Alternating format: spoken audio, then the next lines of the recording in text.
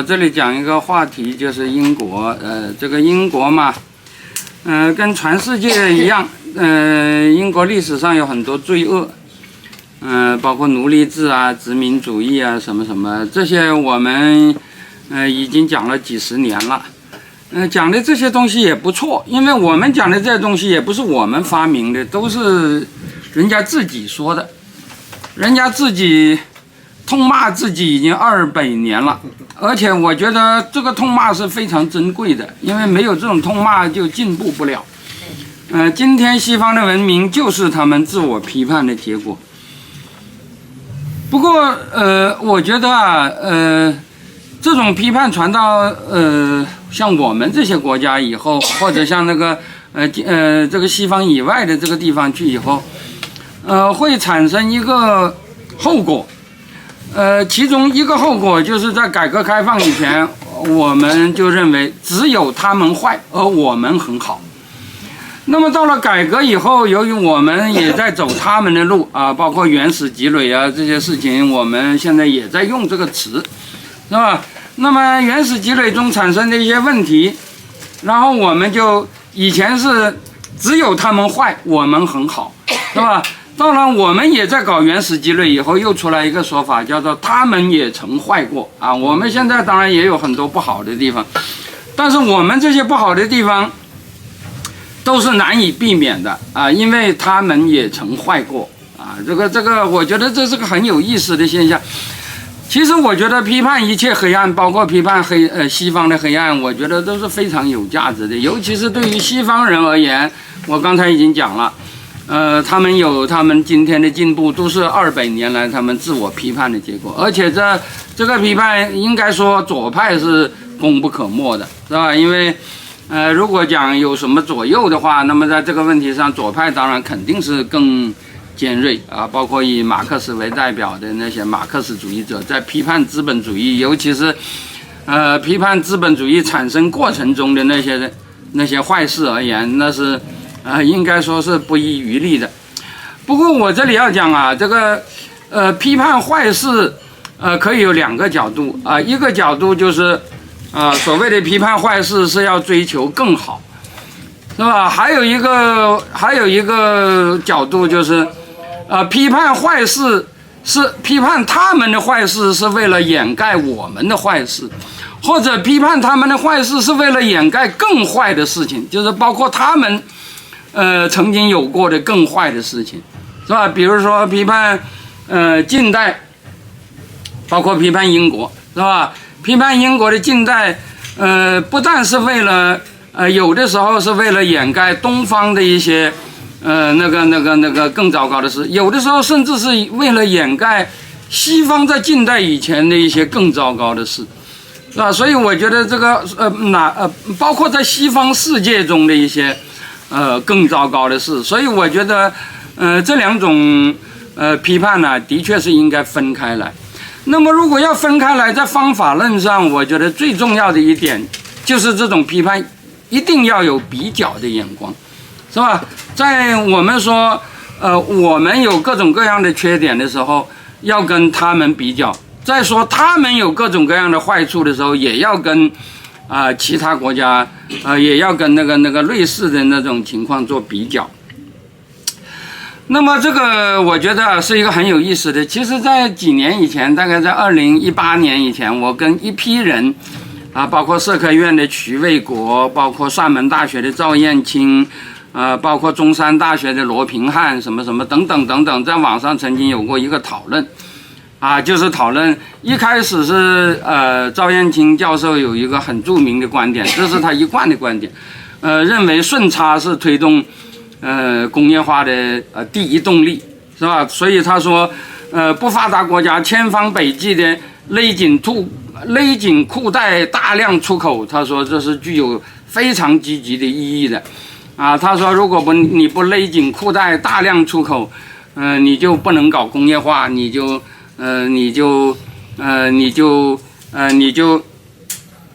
没有办法那个进步，是吧？他说顺差高于一切这个是赵燕青先生的一个比较独特的观点，因为他一直是认为中国那个从中国实际上改革开放初年呢，大家如果研究一下外贸史就知道，在改革初年，中国曾经经历过一个史无前例的大逆差时代，是吧？因为中国那个时候没什么可出口的，但是要进口大量的成套设备，所以那个时候，大概是从1979年到1994年期间，中国的外贸曾经出现了。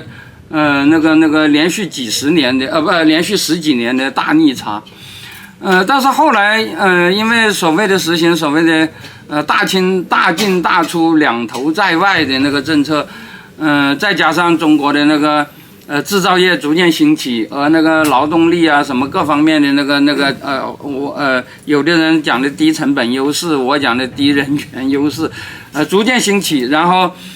从94年以后，中国就开始出现大逆差，大顺差，尤其是那个2001年中国入世以后，那个顺差更是爆炸性的增长，一直到今天，延续到今天。那么这个很多人都有很正面的评价，尤其是赵燕青先生，那评价更是正面。他认为不仅改革以后的这种现象是应该歌颂的，改革以前那种。为了就是勒紧裤带大量出口的那种政策也是应该歌颂的。他尤其歌颂了苏联，是吧？说苏联当时大饥荒是可以原谅的，为什么呢？因为不这样就腾不出粮食来出口，是吧？然后有一个社科院的一位老师就提出批评，是吧？他说把自己的人饿死了，出口粮食来搞工业化，他说这个东西真的是值得赞扬吗？是吧？他说就算那些人不搞这一套的，就算人家什么都不卖，这是原话，只要能让自己的国民丰衣足食，在我看来这就比那些饿死农民挣顺差的国家强到天上去了，是吧？但是那个赵燕青就说，他说这个顺差好坏啊，他说要放到一个货币框架里头去分析才能评判。中国的如果出现逆差，这个逆差如果是用人民币结算的话，可能是好事，反过来可能就是坏事，是吧？他说，而且他说所谓的高人权低人权，他说也没有抓住问题的本质。他说问题的本质还是顺差和逆差，是吧？讲的简单一点就是，顺差是好的，逆差是坏的，是吧？他说那个苏俄和中国改革前都是为了追求顺差的，顺差就是为了创造货币，不是所谓的顺差是为了国家还是为了老百姓这个分别可以解释的。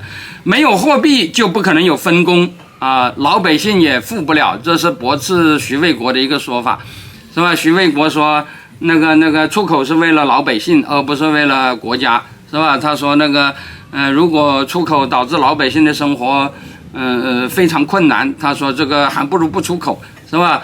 那么这个赵燕青就说他说这个出口和为国和为民其实没有什么区别的，是吧？他说哪怕是你就是为国家暂时不顾老百姓，但是你通过顺差得到了大量的货币，就会促进分工如果没有这个分工老百姓老是自给自足，他也富不了，是吧？他说在顺差创造货币的机制下，紧缩消费来人为的促进出口不是恶行，是吧？讲的简单一点就是用压缩老百姓的消费，甚至用饿死人的办法来腾出粮食出口，他说都不是恶行，是吧？当时我就说您是说从饿殍口中挖出粮食出口，创造货币也不是恶行，是吧？他说我说我放心，我不会用廉价的道德来反驳你，我只是好奇，没有低人权怎么能从饿殍口中挖出粮食呢？为什么你同时又反对用低人权来解释呢？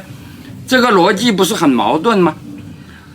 关于中国的逆差，如果是用人民币结算可能是好的，这个说法我不反对，其实这个就是所谓的特里芬悖论，是吧？这个在外贸上是有成熟的说法的所谓的特里芬悖论就是一种货币如果要成为强势的国际货币，它要有满足2个条件，这2个条件是互相矛盾的，是吧？第一个条件就是你的经济要好啊，你要有信用，是吧？你如果经济一塌糊涂，这个货币随时在贬值，谁都不敢用你的货币，你是不能成为国际货币的。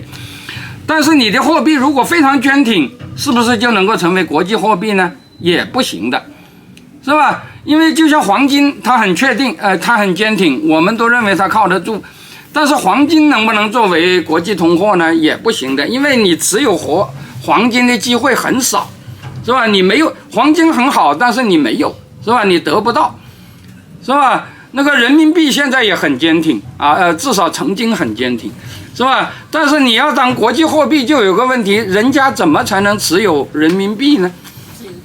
是吧？如果通过贸易持有人民币，那除非你中国是大规模的逆差，是吧？因为只有逆差，你才能够，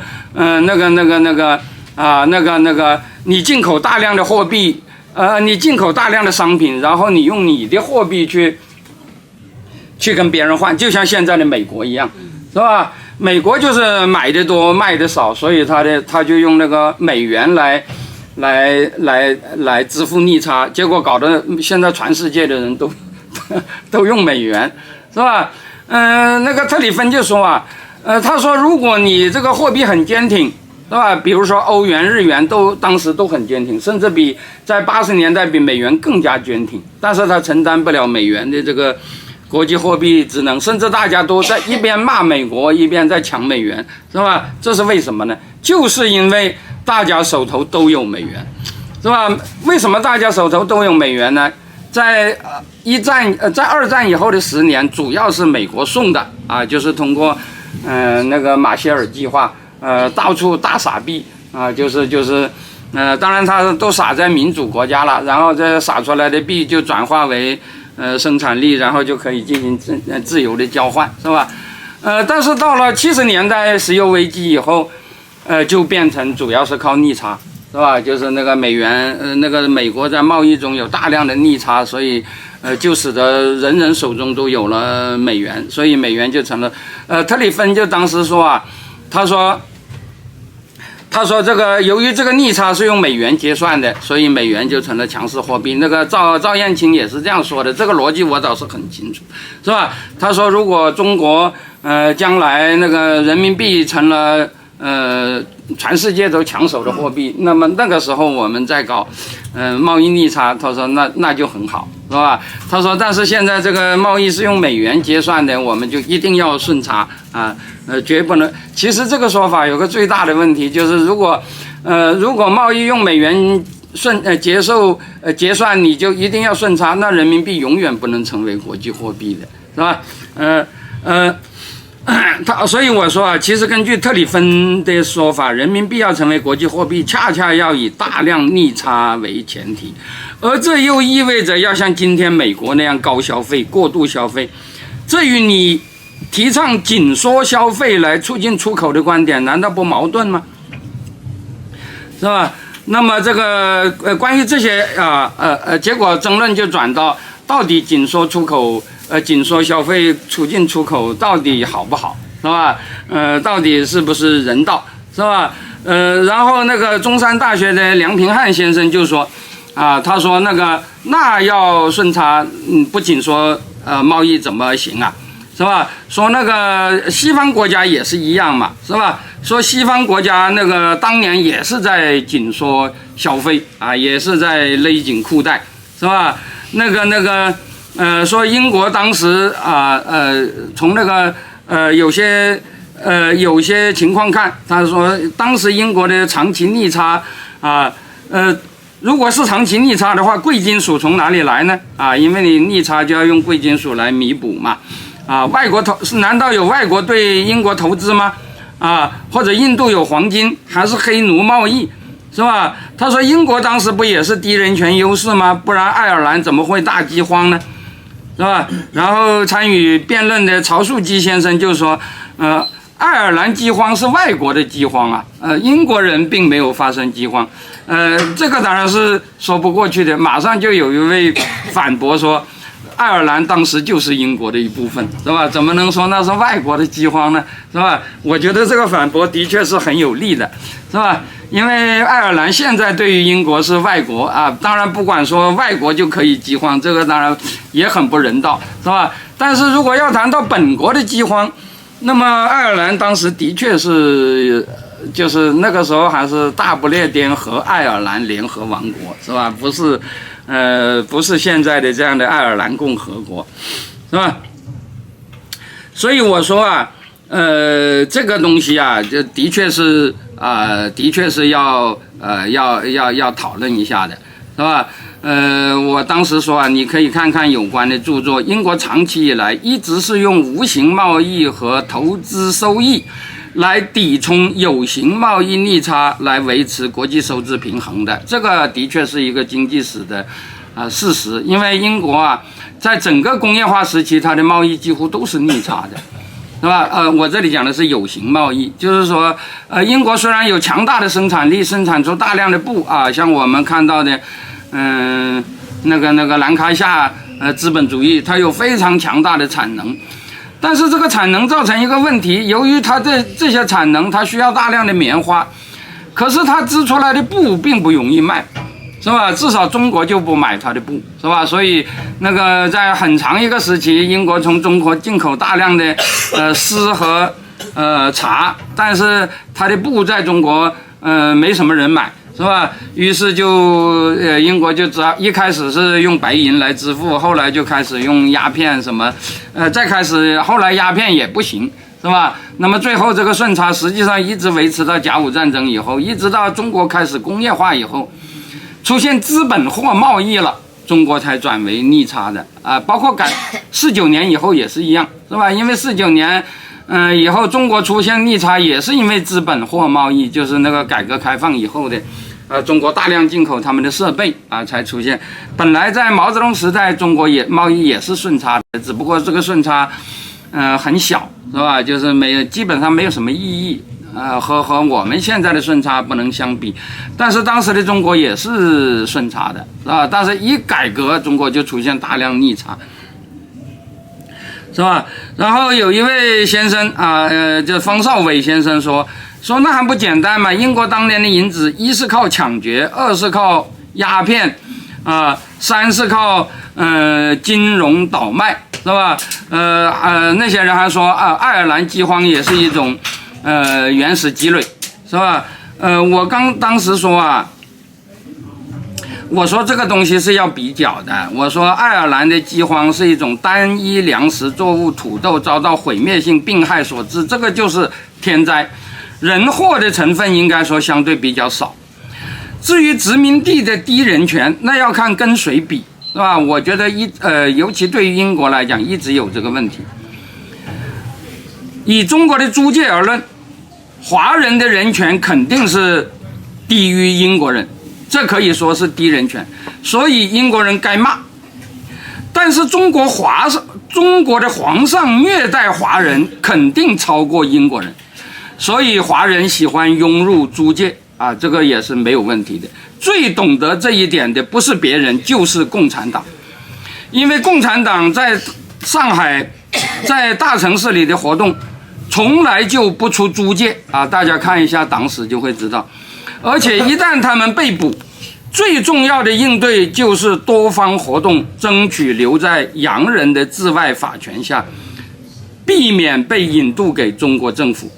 否则一旦被引渡，中国主权马上就会要了他们的命啊！这个是上海地下工作一个谁都知道的一个规则，是吧？第一，在租界活动；第二，如果在租界被巡捕抓了，巡捕抓一般都是根据引渡条约，中国政府要求他们抓的啊，因为当时有治外法权，中国政府不能直接到租界去抓人，否则的话，中国政府一抓了他们就杀了，那共产党就根本就不可能活得下来的，是吧？但是如果国民党跟租界说，租界有共产党活动，然后英国巡抚就会抓了以后，但是英国巡抚要自己审的，是吧？这个就是所谓的治外法权，他不能交给那个中国政府，但那个时候中国政府就要求引渡。那么这个时候，共产党地下工作的一个核心任务就是反对引渡，是吧？留在洋人手中，你就有活命的机会；一回到中国主权下，你必死无疑，是吧？这是一个。所以我说，当时中国共产党啊，清清楚楚的知道，英国人的人权标准，当时肯定是高于租界的华人，是吧？这个是英国该指责的地方，是吧？但是中国皇上对华人肯定是比英国人更坏，是吧？所以这个落到中国落到皇上的手中，肯定是不如落到那个治外法权那个下面更什么，是吧？我说这个如果要说抢夺金银，是吧？那抢夺银子，那是指西班牙、葡萄牙，因为当时全世界的白银几乎大半都是产自墨西哥、秘鲁，是吧？这些地方都是西班牙的那个殖民地，并不是英国的殖民地。但是抢夺银子的西班牙、葡萄牙并没有抢出工业化和资本主义。英国殖民地很多，但还真的是没有产金银的地方，还是没有产白银的地方。黄金嘛，倒是英属南非、加纳、澳大利亚都有。英布战争就是抢黄金的战争，是吧？当时那个南非已经产金银，但是那是在荷兰人手中，是吧？然后英国去跟他们抢，就发生了英布战争。英布战争倒是抢金的战争，那确实很缺德，但是那已经是20世纪初的事情。那个以前英国早已经完成工业革命，已经富得流油了，是吧？所以你说是英国是靠抢南非的黄金富起来的，那根本就是屁话，是吧？就是根本时间就对不上，是吧？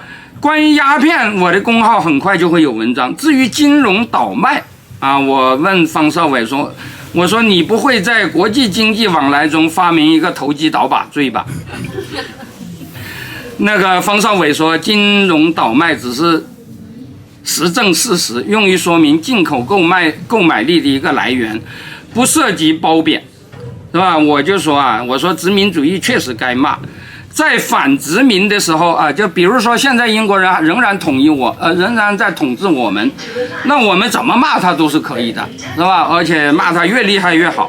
在反殖民时期，无论把他怎么骂都是有道理的，但是在殖民体系早已瓦解几十年以后，还是用他们的自我批判、自我反省来作为我们自我膨胀的理由，那就太说不过去了，是吧？我就讲啊，我说啊，然后他说，如果回到英国崛起的原因，原始积累还是很重要的，是吧？比如爱尔兰大饥荒，是吧？他说爱尔兰大饥荒就是英国在国内实行原始积累的结果，是吧？土豆只是起因，是吧？他说爱尔兰大饥荒是人祸啊，不是天灾，是吧？他说爱尔兰在饥荒，谷物肉类还在出口，是吧？这个就是我们曾经谈到过的爱尔兰谷物出口的问题，是吧？他说这个我就想回应一下，是吧？我说用他们也坏过来为这边许多更严重的坏事洗地，这是多年来我们见惯了的，没有问题。英国过去干过很多缺德事，对此我骂的并不比你少，是吧？比如鸦片，有人说中国人用鸦片是消费偏好问题，我就不同意，是吧？这个贩毒就是该骂啊！这个我们以后还会讲这个事。西方主流知识界，尤其是泛主义，高调自我批判上百年了。如今有人反感这种政治正确，但我仍然认为这种自我批判很可贵，很值得我们学习。当然不是用他们的自我批判给我们洗地，而是应该像他们那样反省自己悲惨的过去或者罪恶的过去。那么无形贸易和投资收益说来话长我以后还会谈到。至于爱尔兰大饥荒，那无疑是英国历史上可耻的一笔，但是平心而论，它与俄国赵家的大饥荒的确有几个重大的不同。俄国就是俄罗斯了，赵家是谁大家都知道，是吧？第一，那场大饥荒啊，中国。第一，那场大饥荒的确主要是天灾，即使骂惯了英国人的爱尔兰人也称之为土豆饥荒，这不是吗？是吧？爱尔兰很小，关键在于爱尔兰很小，那场毁灭性的土豆疫病是全面覆盖了它的。爱尔兰当时没有什么地方是不遭受这场病的袭击的。但是俄国造家如此广大的幅员，那几年究竟发生了什么全面覆盖的自然大灾难呢？即使巧舌如簧发明了户口错误论的孙金仙先生也说不上来吧。有人说那几年是风调雨顺，我看是未必啊，局部之灾或许有，但说爱尔兰是人祸，土豆只是起因，苏联才是3年自然灾害，那要有多大的丰富的想象力才能想得出来呀，是吧？第一就是爱尔兰是天灾，是吧？而这些国家主要是人祸。第二，那场饥荒的确也有政府的责任，英国救灾不力是该骂的，但是这与俄国从俄嫖口中挖出活命粮贱价出口，在性质上根本就不是一回事。这个是我昨天也讲了的。所谓爱尔兰在饥荒，谷物肉类含出口这句话，把爱尔兰3个字换成苏联，那才是千真万确了。事实上，英国的粮食从来都需要进口，土豆饥荒那几年进口的更多，是吧？英国从来就没有出口过粮食，就在土豆饥荒那几年也包括在内，也都是一样的，是吧？英国政府没有及时调拨适合的进口粮来救济爱尔兰饥民，是吧？这个的确是该指责的。英国当时进口了很多粮食，而且这些进口粮食也进入了爱尔兰的市场，但是问题是这些粮食都是卖的，而不是救济粮，是吧？至少在爱尔兰大饥荒的头2年是这样，是吧？那么英国当时是进口了粮食，而且这进口的粮食也进入了爱尔兰，但是破产的饥民没有钱买。那么后来英国发现这个问题以后，就开始救济。救济用什么粮呢？主要是用玉米啊，因为那个玉米当时比较廉价嘛。但是当时的爱尔兰人呢，不知道怎么吃玉米，他们从来就没有吃过玉米，他们把玉米叫什么呢？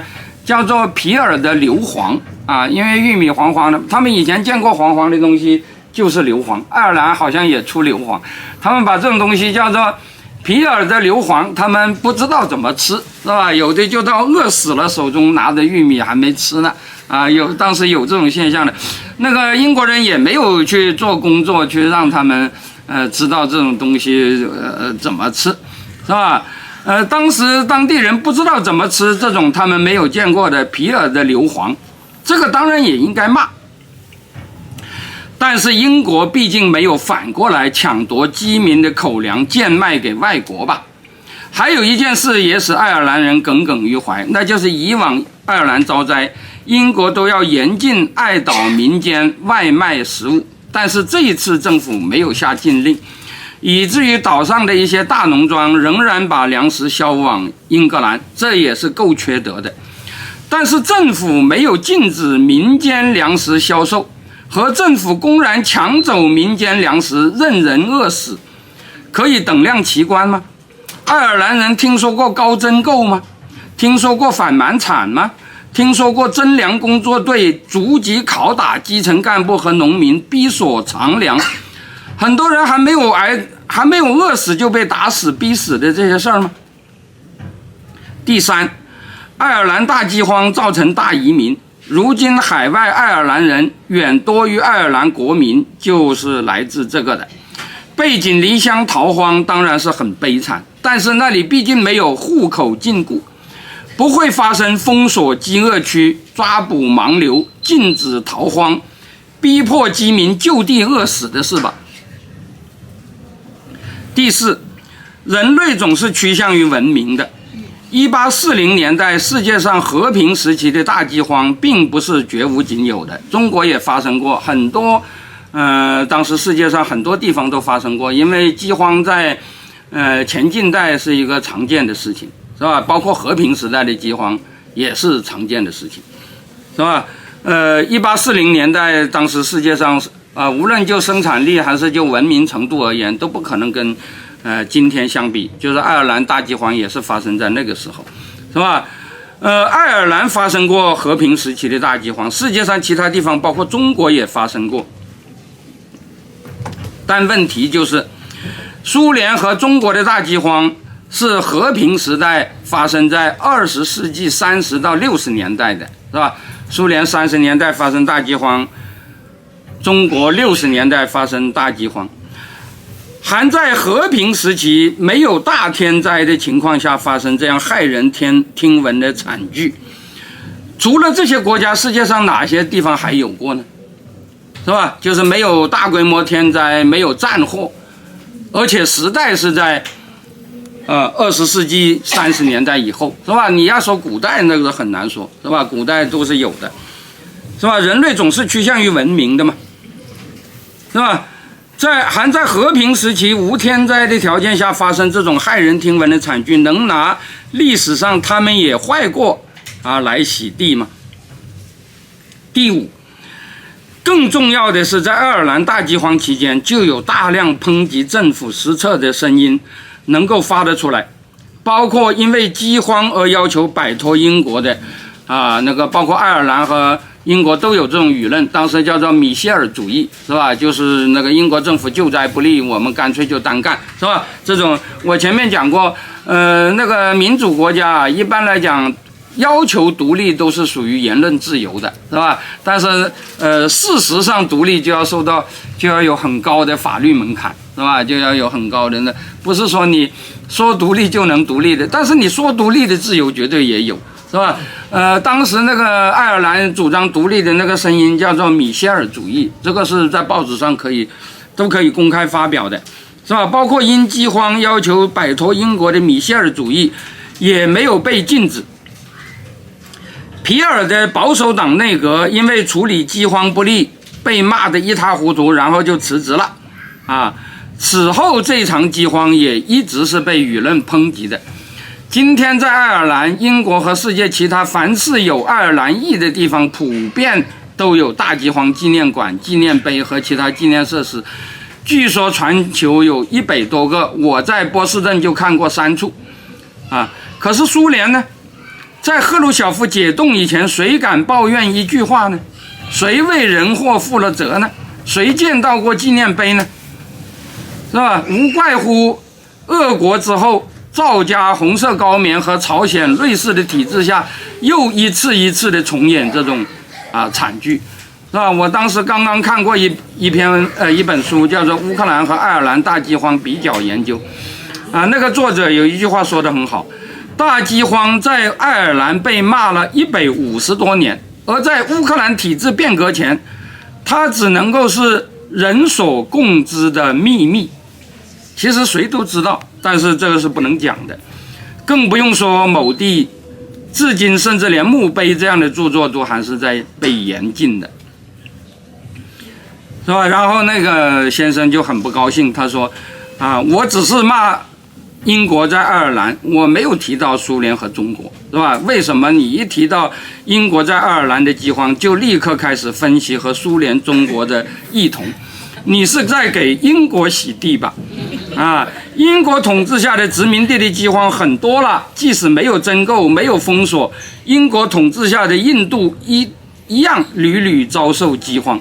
不知道这是高人权还是低人权这是在批评我的我后来就跟梁平汉说我说哎呀，多有得罪，你确实没有提到苏联，是吧？洗地这一词不是指你的，可是我前面正在与赵燕京先生讨论当年苏联从俄瓢口中挖粮食出口是不是低人权的事，你就插上一句说英国当时也是低人权优势，不然爱尔兰怎么饥荒？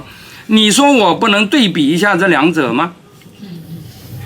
何况你那个土豆只是起因，爱尔兰饥荒是人祸，这个说法你不管跟谁对比，在事实上也是不对的嘛，是吧？英国当时明明是在进口粮食，怎么会是出口呢？当然，爱尔兰有些无良地主还像常年那样把粮食销往利物浦，而政府没有严禁，这是很可恶的。但是这和苏联饥荒时期政府仍然下令出口粮食是一回事吗？你不是还反驳曹树基强调爱尔兰、英格兰当时是同一个国家吗？爱尔兰粮食卖到英国可以叫出口吗？是吧？辨明这一点就是洗地吗？是吧？当然也是赶巧了，前些天我刚刚看过那本乌克兰和爱尔兰大饥荒比较研究的文集，是吧？所以也就多说了几句。至于我现在开始说印度，至于你提到英属印度的饥荒等等，那当然也该骂，那就是低人权，没有什么可说的。不过我有一个观点，不知道你是不是同意，即使同样规模的饿死人，政府应该被问责，也仍然有一个权责对应的问题。集权的无限政府就是比有限的宪政政府受到更严厉的谴责，因为你的权力更大，责任理所当然也更大嘛。宪政条件下，老百姓选择了权力有限的小政府，百姓享有更多的自由、更多的权利，自然也应该自负更多的责任，不能什么东西都问责于政府，要求太多的福利。但是集权政府既然不让老百姓选择，而自己擅权无限，平时横征暴敛，老百姓已经付出了更多的民脂民膏，失去了很多的自由，自然就应该从摇篮到坟墓都向你问无限之责。不仅饥荒问题上是这样，在任何公共服务方面都是如此的，是吧？波兰人在旧体制下，猪肉一涨价就上街抗议，那是应该的。对无限政府就是要无限问责嘛，你承担不了你就得限制权利。巨变以后，猪肉涨价10倍也没有人上街了，为什么呢？因为老百姓和政府签订了契约嘛。所谓的竞选，就是老百姓招标订约选择服务商，是吧？甲乙两家竞标，某甲说我可以保证你吃便宜肉，但是你得让我搞古拉格，是吧？某乙说我没有能耐负责你吃便宜肉那只能是市场的事，但是我也不会搞古拉格，你们可以有更多的自由。得，老百姓就选择了和乙订约，自然也就不会去向他要便宜肉了，是吧？所谓的政治改革不就是这么回事吗？有些人一为政府卸责就要和西方比，是吧？19世纪英属爱尔兰饿死了人，20世纪苏俄饿死人似乎就是可以谅解的。西方要延长退休年龄，我们也要延长，说是政府不能承担太大的养老责任。人家有限政府只能承担有限责任，你权力无限，责任为什么要有限呢？一讲责任你就和人家比，讲权力你为什么就不去比呢？承担不了那么大的责任，你有什么理由要那么大的权力呢？你不但征税没有限制，垄断土地收益没有限制，还把权力都延伸到人家子宫里头去了，说什么独生子女好，政府来养老，真要承担养老责任，又说我们要学习西方，要推迟退休了。这个时候为什么不讲中国特色了呢？权力延伸到子宫是中国特色，无限养老责任难道不应该是中国特色吗？那么我们用这个道理来回头讲英国的殖民地。殖民统治当然不是印度人选择的，这就是殖民主义的坏处，是吧？我们为什么要骂殖民主义呢？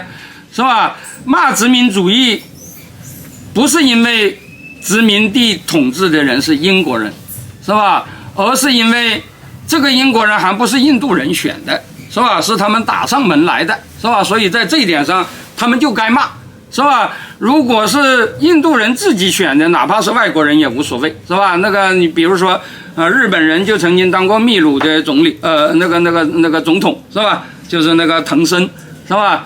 但是那是秘鲁人选的，从来也没有人会说那是日本对秘鲁搞了殖民主义，是吧？所以问题不在于英国人统治，而在于这个英国人是打上门来的，不是印度人选的，所以就该骂，是吧？殖民统治不是印度人民选择的，这就是殖民主义之坏。但是殖民地也有区别，笼儿统治的谈殖民地太肤浅。你读过《资本论》吧？马克思在第24章大骂殖民地，第25章却专章夸奖美国这个真正的殖民地及自由移民所开拓的处女地，这是马克思的原话，是吧？说美国这是个很美妙的地方，它是真正的殖民地。什么叫真正的殖民地呢？就是由自由移民开拓的啊。那白人到那里是去当劳动者的，不是去当那个地主的，是吧？那个自由移民开拓的处女地。马克思夸奖的对不对另当别论，至少伟大的资本主义批判者马克思在殖民地问题上也没有如今一些人那么政治正确，把所有的殖民地等量齐观，一锅煮。西班牙在拉美搞的殖民地啊，那是西班牙人把什么印加帝国、阿兹特克帝国那一套制度全部都废除了。西班牙派了总督，大权独揽，搞大庄园，奴役土著人，直接抢掠经营，也就直接打压了人权，是吧？拉丁美洲的低人权就是西班牙人搞的啊！当然不是说印加帝国就高人权，是吧？但是至少在西班牙在英国的殖民地是西班牙直接治理的，是吧？那么西班牙殖民地的那些情况，当然西班牙人要负责了，是吧？当然不是说印加帝国就多么尊重人权，是吧？我反对文化相对主义，也不会把印加给牧歌化。但是不管怎么说，既然你废除了人家那一套，而完全自己搞，那西属美洲的低人权当然就只能怪西班牙人了，因为你把人家的那套都废除了嘛，是吧？哪怕人家那套也不怎么样，但是你废除了，你就不能再怪人家了呀，是吧？你废除了，那你自己来搞，那就得怪你。而英国人搞殖民地讲究自治，他们的利益在于做生意，并不热衷于直接治理。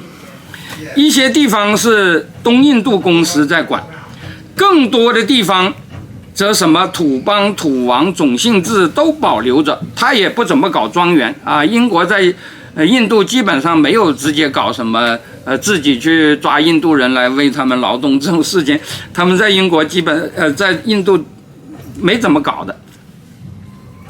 他们只是安排了一些财民达尔啊，就是包税人。实际上财民达尔这个东西不是英国人去了才有的，是吧？摩尔帝国就有财民达尔，就是负责给政府收税的，是吧？只不过原来是给摩尔皇帝收税，现在就变成给英国人收税，是吧？于此而已。而且那印度的农民原来怎么样，现在还怎么样，是吧？这个英国人并没有新搞什么东西，是吧？安排了一些财民达尔替他们向小农征税而已。有没有低人权？当然有，而且非常严重。那主要不是英国人搞了什么侵犯人权的制度，而是英国人根本就没有搞多少制度，保留了太多原来的低人权状态啊，就是摩尔帝国时代的那种低人权状态。这种情况下，如果发生大饥荒，谁的责任？英国人当然有，但不可能像拉美的西班牙人，更不可能像苏联体制下的集权政府那么大的责任，是吧？因为我讲的后面那两种情况下，都是你自己直接治理的，是吧？而英国人实际上并没有直接治理印度，是吧？他只不过把那个当时印度替皇上收税的人都改成替英国人收税了而已，是吧？其他的制度都是一样的。印度是低人权，但是印度的低人权基本上是它的传统制度，不是英国人在那里搞的制度，是吧？谁的责任？英国人当然有，但不可能像拉美的西班牙人，更不可能像苏联体制下的集权政府那么大。而印度人的那些土王、酋长什么的，也得负一大部分责任，对不对？这算不算洗地呢？当然，骂英国人十恶不赦很容易。不是有这么个段子吗？英国人说我们很民主，可以骂我国首相；苏联人说那有什么了不起，我们也可以骂英国首相啊。他说我并不是想谈什么饿死人的问题，我只是想谈工业化的资金从哪里来，是吧？他说你秦晖讲了工业革命之前英国那个有形贸易一直是逆差的，是吧？工业革命前、工业革命以后都是这样，因为英国是要进口粮食，后来有了工业化要进口那个工业原料，什么棉花之类。但是英国的工业品其实说实在的不是那么好卖，是吧？因为那个英国的贸易对象大部分都比英国穷基本上都是不买什么进口货的，是吧？那么这就导致贸易逆差。那么他就问，工业革命之前，英国如何长期保持贸易逆差？英国又不能自己印钱给外国人，贸易需要贵金属，贵金属从哪里来？秦老师说是无形贸易和投资收益，那么无形贸易是什么？贸的是什么商品？海外投资收益又来自哪里？一个专门搞外国经济史的武汉大学的刁立先生就贴了个跟帖说英国是殖民地贸易英国大英帝国的贸易当时主要是殖民地贸易，倡导的自由贸易就是逼迫被殖民国家接受自己的产品，同时利用廉价劳动力在殖民国家生产，投资的收益其实很大，其中一大部分用于战争和武器经费。国内的发明创造，秦老师说的无形贸易里夹杂着这些权利就是专利权，是吧？就专利费用、通商权、定税权和定价权。我是这样理解的，当时没有发达的金融市场上，所有得到的大部分收益用于工业革命的资本积累，国内阶层战争对殖民地的管理等等，是吧？然后那个梁平汉说，他说刁立老师解决了我的疑惑看来不管怎么样，最后英国还是要靠殖民地的，是吧？也就是说，尽管并不是靠殖民地的有形贸易，但是还是得靠刁立讲的这些事。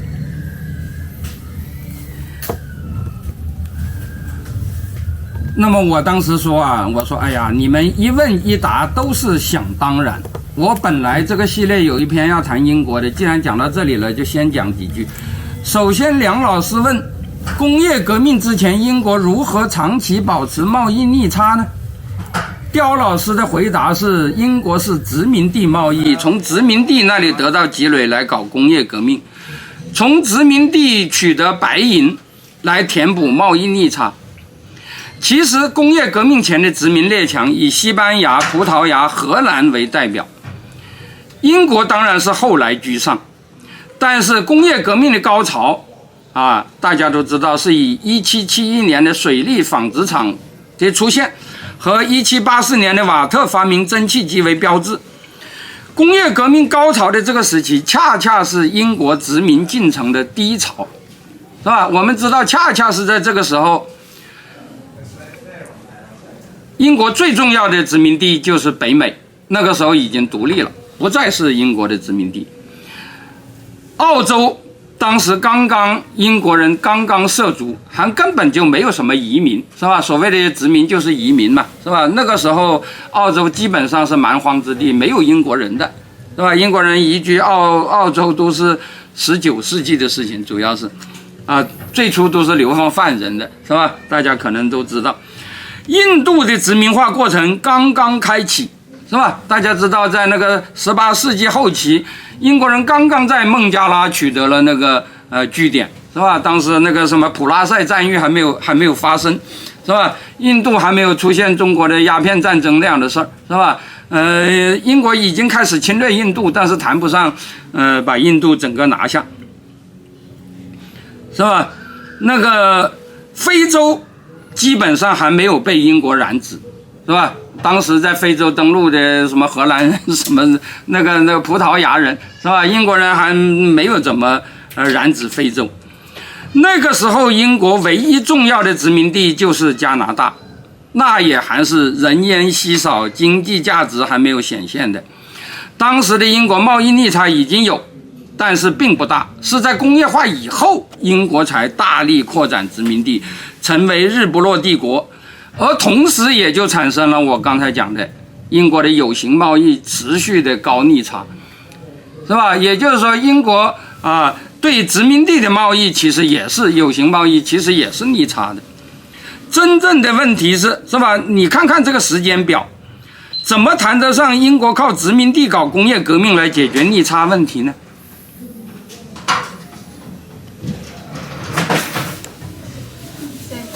真正的问题在于，工业革命后，英国走上世界首富之路，也变成了殖民大国，同时有形贸易却一直都是逆差。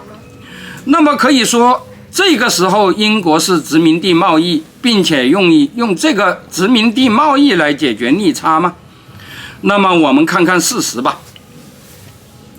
1856年，英国有形贸易总额是 3.12 亿英镑，其中与美国的贸易是最多的。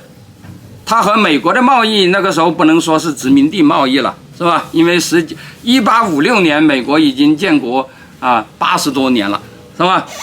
那么与美国的贸易是 0.58 亿英镑，与俄国、荷兰、德国和法国4个欧洲列强的贸易是 0.661 亿英镑，而与大英帝国最大的殖民地印度的贸易只有 0.28 亿英镑，与其他所有殖民地的总和加在一起，是吧？也没有多少。总体而言，在英国前10大贸易伙伴中，6个独立国家与英国的贸易总额达到 1.26 亿英镑，4个主要殖民地只有 0.5 英镑。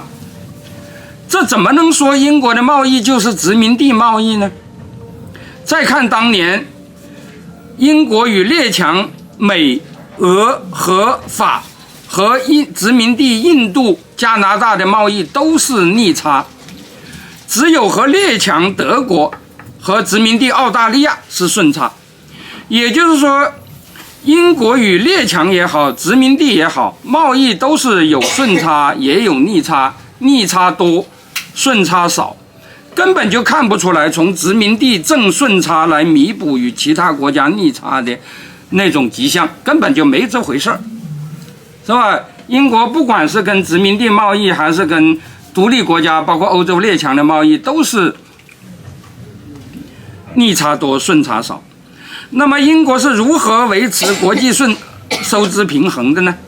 我们看一下账目，其实这些都是常识，是吧？但是那些现在我们养成一个习惯，就是都是张口就来，根本就不看常识的。就在1856年，我刚才讲的那一年，英国进口 1.73 亿英镑，出口 1.39 亿英镑就是有贸易逆差了。其中国内出口 1.16 亿英镑，过境再出口 0.23 亿英镑。这个产生的贸易逆差怎么解决呢？英国这一年出售了黄金 0.19 亿英镑，这个并不多有形贸易逆差 0.32 亿英镑，而无形贸易顺差就有 0.558 亿英镑，投资的盈利 0.149 亿英镑，有形无形顺逆相抵。这一年英国的经常项目总额盈余是 237 亿英镑，其中只是无形贸易顺差这一项就已经抵充全年有形贸易逆差，再赎回全部出售的贵金属以后，还绰绰有余，是吧？英国当时是卖了黄金，但是也买了黄金，是吧？因为他靠那个无形贸易的那个顺差就基本上把那黄金都买回来了。那么这个所谓的国际投资盈利是什么回事呢？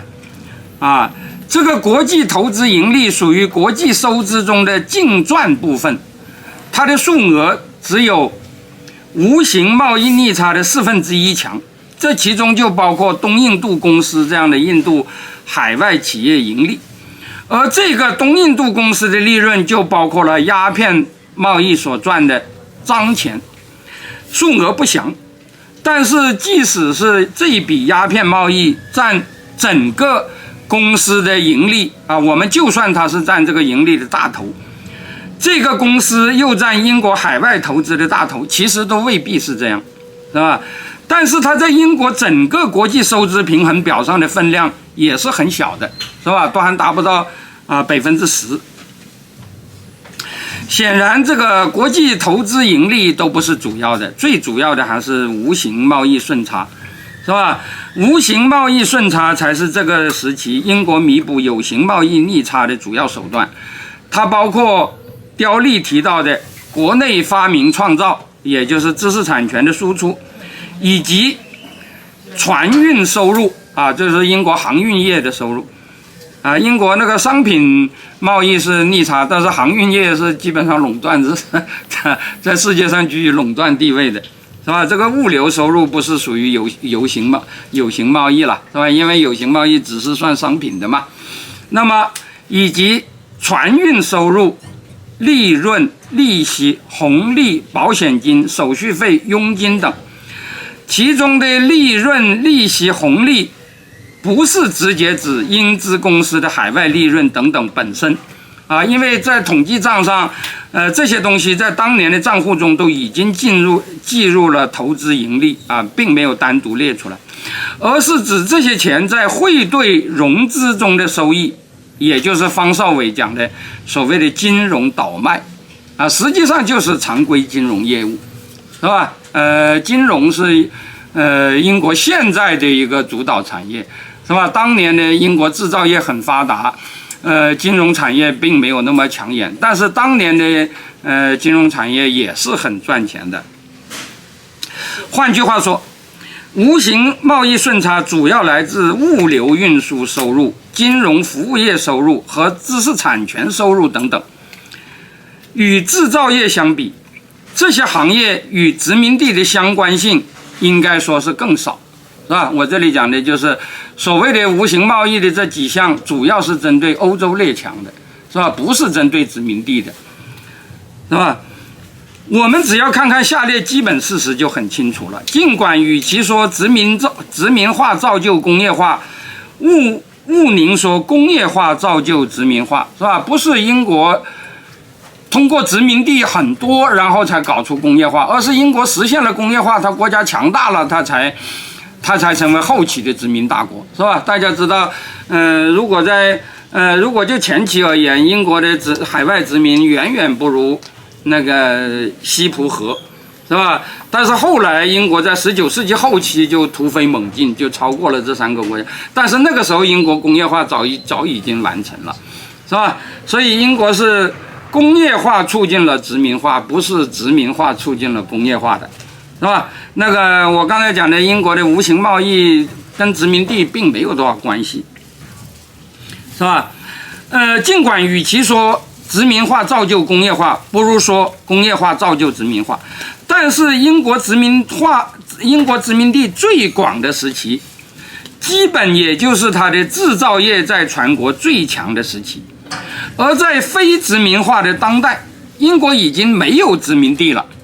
它的制造业也相对萎缩了，但是金融服务业却更加发达，而无形贸易至今也是英国贸易的强项，完全没有受到非殖民化的影响，是吧？也就是说，英国的强项是它的我这里讲的是贸易，英国的强项也就产生顺差的那个强项，主要是无形贸易，但是那个无形贸易和殖民化基本上是没有关系的。当年他就不靠殖民地，以后现在的英国已经没有殖民地了，他这个无形贸易顺差照样是很多的，是吧？那个，而且无形贸易，就是我刚才讲的什么金融啊，什么这些东西，在今天的英国经济中占有的地位比过去那要更高，是吧？不是更低，是吧？所以说，英国的那个所谓的无形贸易是靠殖民地搞的，那根本就是胡说八道，是吧？总之，所谓英国发家，包括解决利差，最后还是得靠殖民地。这些话虽然说是政治正确，但事实是不成立的。不是说英国没有欺负殖民地，不是说英国没有赚脏钱，但是它能够崛起，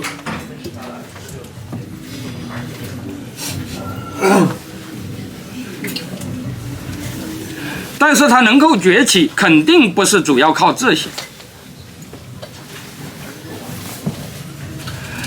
这一点倒是方先生看得很清楚，是吧？他说英国是靠什么金融倒卖来赚钱的，是吧？什么叫金融倒卖？其实就是常规金融业务，是吧？这个倒是的确是真的。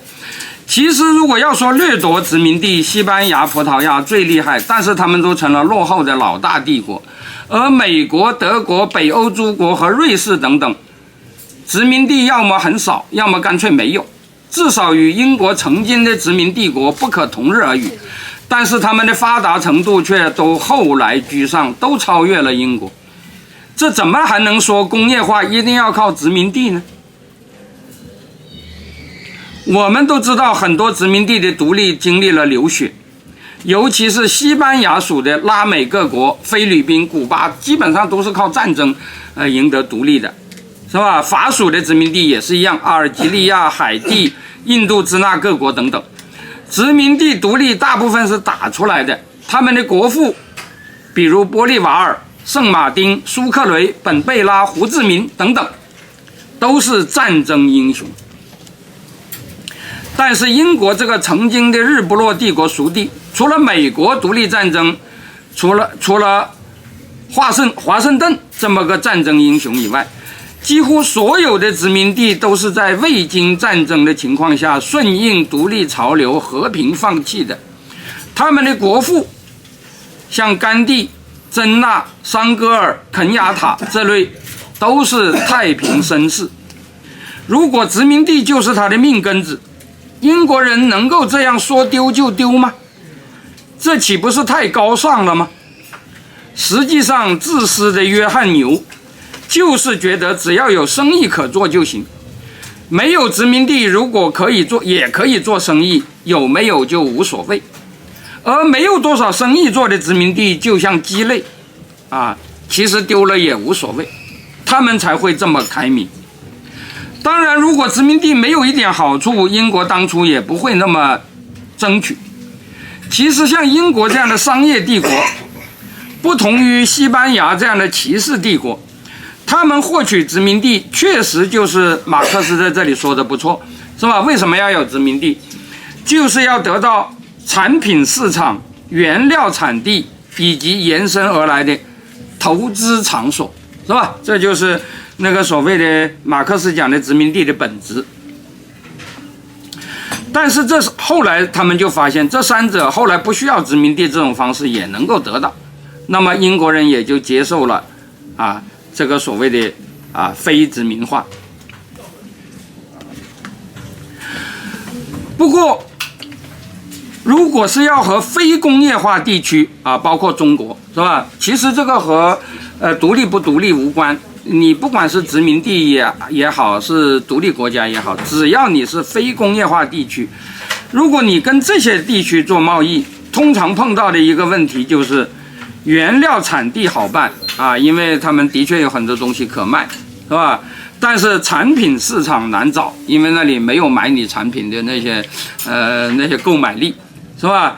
因为农业国往往存在着消费劣势，消化不了工业国与进口大宗原料相应的大宗出口商品，这个绝对不是明清时代的中国特有的现象，是吧？有人说中国时代、明清时代特别牛，是吧？向西方出口很多东西，但是不买西方的什么东西证明那个时候中国就是很牛，是吧？其实你看看当时的世界上，俄罗斯也这样，甚至印度都这样，是吧？都是对西方卖的多，买的少，是吧？你说因为这些国家不是比西方更厉害吗？是吧？尽管就像刁利讲的那样，英国可以利用霸权倡导自由贸易，逼迫被殖民国家接受自己的成品，是吧？英国到处要求这些人搞自由贸易，是是吧？反对关税壁垒啊，要求这些人啊，包括在中国，英国把持了中国的海关，是吧？其实不是英国，就是英国的雇员。那么英国的确在全世界提倡自由贸易啊，是为了开辟它的那个产品市场。那么这个公平不公平呢？当然你可以说了，英国干涉你，不准你收高关税，这个当然也是欺负你，这个是没有问题的。但是我这里要说了，是吧？尽管刁利讲的那样，英国可以利用霸权倡导自由贸易，逼迫被殖民国家接受自己的成品，那也不过就是降低关税而已。英国人作为商人，再自私再霸道，也不能像西班牙人那样抢劫。降低了关税，人家还不买，你能怎么样呢？你能拿枪逼着人家买不成？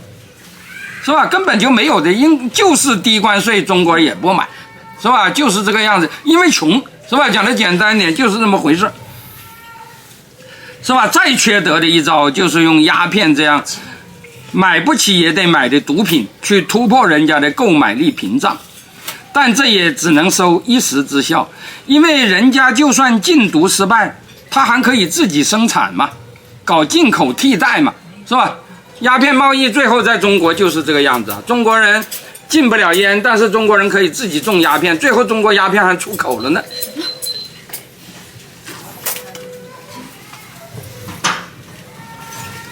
所以最终的办法，英国人看来看去，最终的办法是什么呢？最终的办法只有让贸易对象也工业化，在资本货贸易的背景下，才有可能根本上解决有形贸易平衡问题，是吧？事实上，中国也是这样。因此，英国利用殖民地真要得到好处，最终就一定得输出工业化，是吧？包括印度也是这样，这就又有许多问题值得研究啊。那么我们以后再说吧，是吧？我就是这个基本上是几年以前我们的一场争论。我觉得这涉及到包括那个大饥荒啊，包括殖民化呀，包括什么什么这些东西，以及包括英国的原始积累，英国的工业化到底是怎么来的，以及英国历史上确实有的罪恶。以及我们怎么实事求是地看待这些罪恶，是吧？以及和世界上其他的一些同类的那些地方那些进行比较大致上就是这样吧那么谢谢。